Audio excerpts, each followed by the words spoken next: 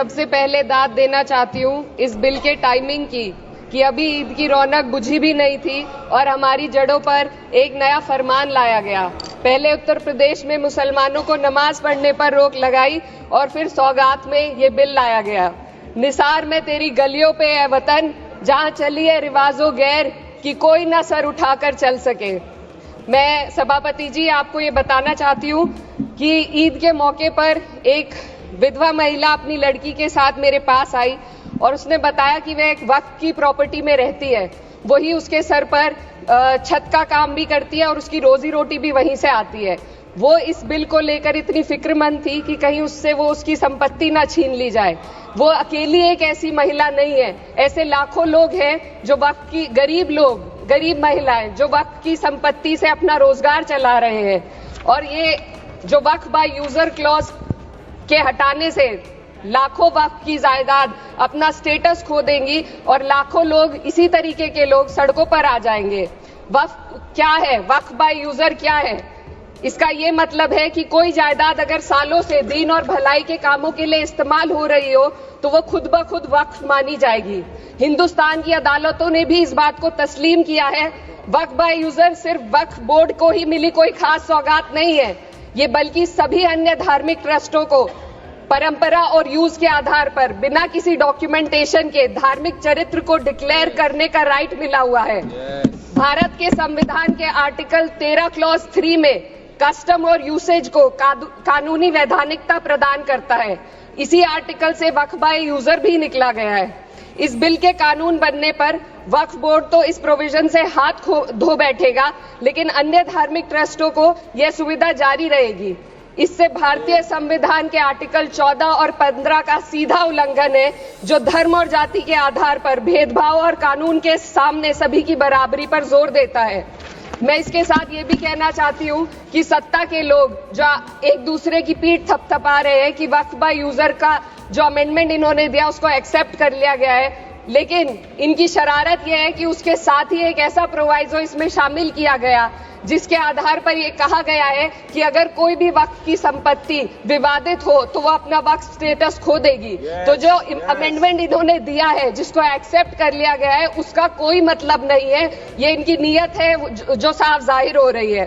सोने पर सुहागा एक काम और किया है। सरकार ने वक्फ की कानून के सेक्शन 107 को हटाकर लिमिटेशन एक्ट में 12 साल तक ही किसी के खिलाफ अदालत में जाने का प्रोविजन है। सेक्शन 107 में बोर्ड को लिमिटेशन एक्ट से राहत मिली हुई थी। वक्फ बोर्ड कभी भी अवैध कब्जाधारियों के खिलाफ अदालत जा सकता था।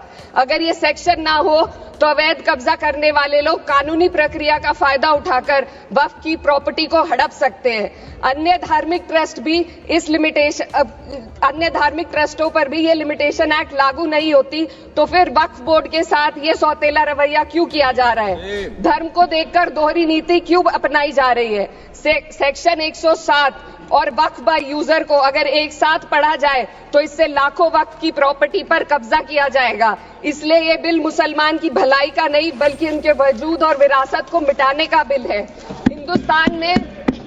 हिंदुस्तान में बहुत सारे धार्मिक ट्रस्ट हैं जिसमें उस खास मजहब के लोग शामिल होते हैं और उसका इंतजाम करते हैं। और ये बात समझ में आने वाली भी है, क्योंकि जो व्यक्ति अपने मजहब के रीति रिवाज को जितना अच्छे से समझ सकता है, किसी अन्य मजहब का व्यक्ति नहीं समझ सकता।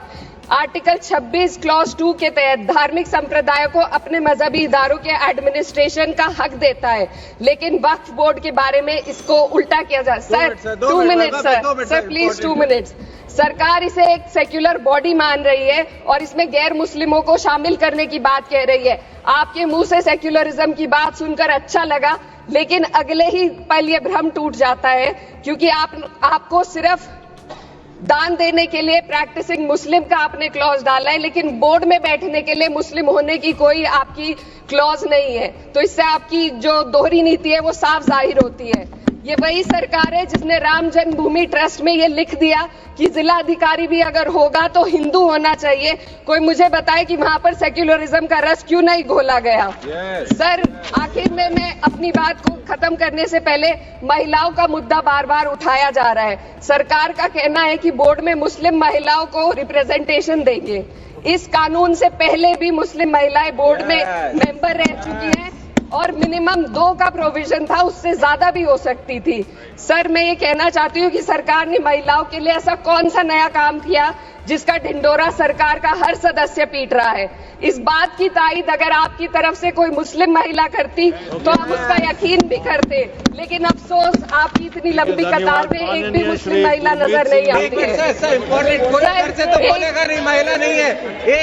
मैं खुद एक मुस्लिम महिला हूँ, मैं सिर्फ एक मैं माइनॉरिटी महिला हूँ। इस सदन में हम सिर्फ 2 महिलाएं हैं और उस नाते से मैं ये बात कहना चाहती हूँ कि इस बिल के माध्यम से मुस्लिम महिलाओं को कुछ नहीं मिल रहा है, ये हमें कुछ नहीं देना चाहते, सिर्फ टोकनिज्म हमारे नाम पर बनाकर एक नैरेटिव मीडिया में चलाना चाहते हैं। तो ये बिल मुसलमान की भलाई का नहीं, उनकी पहचान को मिटाने का है।